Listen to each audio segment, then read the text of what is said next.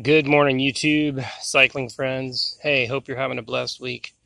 David here with another quick profile overview of one of my bikes. This is my 2019 Mongoose Malice FAT Bike, purchased new at Academy Sports last fall here in Texas. Hey, just thought I'd give you the impressions and a few upgrade ideas.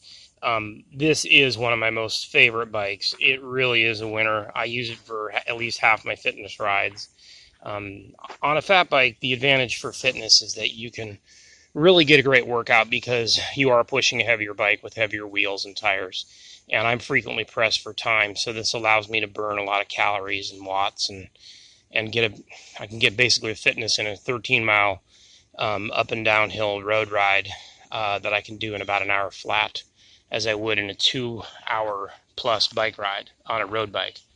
So that's one of my advantages, one of the reasons for a fat bike. And it's all terrain. I can hit any road with this. The tires are max 20 psi, but you can, run them at various pressures. Heck, people in snow and ice run them down to 4 and 5 and 6 psi. What I found best is on smooth roads for kind of an all-purpose 16 psi in the front, 18 in the rear seems to do real good for me. I'm about 200 pounds and about 5'10" in height.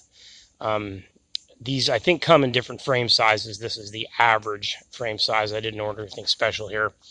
You want to change the gearing. Just to let you know, the main thing people will complain about is the gearing on the stock bike is just too high.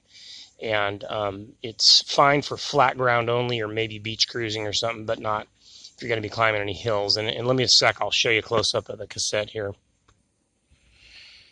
Okay, the stock cassette or freewheel gear cluster in the back is a much smaller one than this. It'd be more like get rid of this big cog and just make it the smaller ones, which this is an 8-speed. The stock one's a 7, and you don't need to modify the frame or anything for that or the hub, but just unscrew the stock one, screw on the upgraded one. Bingo. Other videos can show you how to upgrade your freewheel. But basically, this one has a 34-tooth large cog. Stock one is only 28. And that limits your hill climbing because these are very heavy rims and wheels. So you'll want lower gearing if you're going to do anything besides flat ground, which we have small hills around here. I've also got a 32-tooth cassette on the front there. You can see 32T. And that requires a different crankset. Luckily, these are just square taper cranks, nothing real expensive there. Chain ring was, I think, 15, 16 on Amazon, and the crank was about $30. And I've got the same bottom bracket, just a square taper, open bearing bottom bracket that I keep properly tensioned and whatnot. But the gearing is much better now. Stock was 36 teeth in the front, so I'm down 4 teeth smaller in the front and 6 teeth bigger in the rear. So that's a 10-tooth improvement, which means you can climb hills real nicely. You don't lose anything on the top end. It's all good. Now, to do that, by the way, that is a Sunrace brand 13 to 34 8-speed freewheel, just so you know which part I've got on there. And then the front chainring is a JG bike, 32-tooth. I kind of went with red anodized to match the bike. I think a little visual bling's a good thing. We've also got the Shimano Acera derailleur. What comes on the Mongoose, which is the various models of Mongoose fat bikes, is a Shimano tourney, and that's only good for 6 or 7 speed. It won't reach to the 8th cog, so you're going to want to upgrade to the Acera if you decide to make your fat bike an 8-speed like I have here. Also, that would necessitate, for best results, an 8-speed shifter.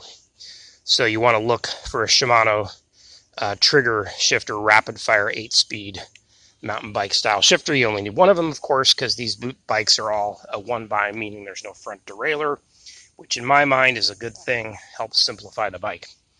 Other upgrades to the Malice, any of the Mongoose bikes, this would apply to the Dolomite and the other various bikes that are all really the same frame. Wake by Best Bicycle Comp Series handlebars, huge improvement. Wider, 780 millimeters.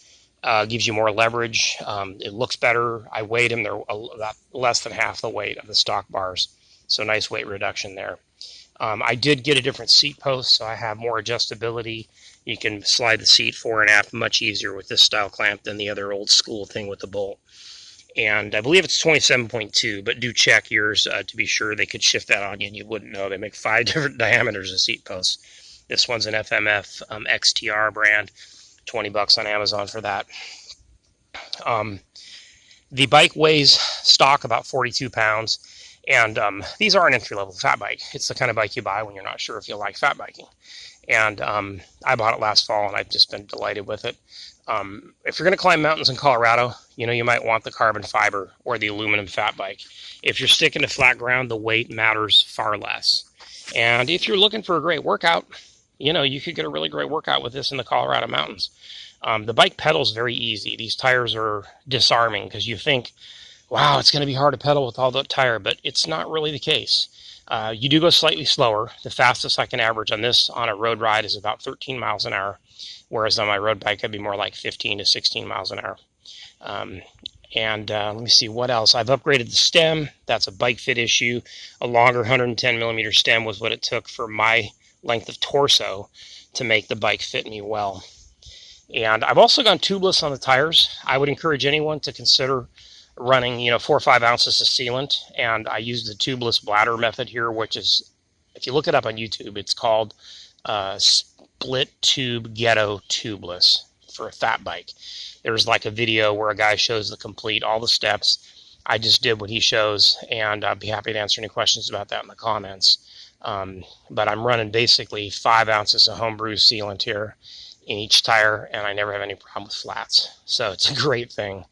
No worries at all. No need to carry it. You couldn't really carry a spare tube. These tubes are so huge they look like a car inner tube. That's how big the tubes are on this bike. By the way, it comes with Chow Yang 26x4 tires, and if you get those on your Mongoose bike, that's a good quality tire. They did have some heavier, chunkier, harder to pedal tires, and the Chow Yangs though are thin, light. They don't weigh very much for being a fat tire. The stock tire, if you have that Chow Yang, that is a good tire. You don't need to throw your money away on an upgrade. And when you go down the road on this, you sure get a lot of attention. That's what's kind of fun about a fat bike. If you don't like attention, maybe don't get a fat bike. But if you're riding in public, you're going to get people stopping you and asking you all about it. And I think that's cool because it can help increase cycling awareness. And this thing is kind of a unique combination to me of a beach cruiser, a mountain bike, and a BMX bike all in one. If you really think about it, it's got those advantages. And I've had people say, man, it looks like you're pedaling a motorcycle. One guy said, that's the dimensions, length, and width of my Honda 125cc Enduro. So anyways, that's just kind of an overview of the Mongoose fat bike as I see it. The disc brakes are pretty darn strong. I haven't had to upgrade them. I've thought about a hydraulic upgrade, but we'll save that for the future. These are actually perfectly fine for the train I do. Alrighty, so I hope this is helpful to you. Any questions, I'll be trying to answer them for you in the comments. Okay, God bless, cycle safe, have a great day. Thanks for watching.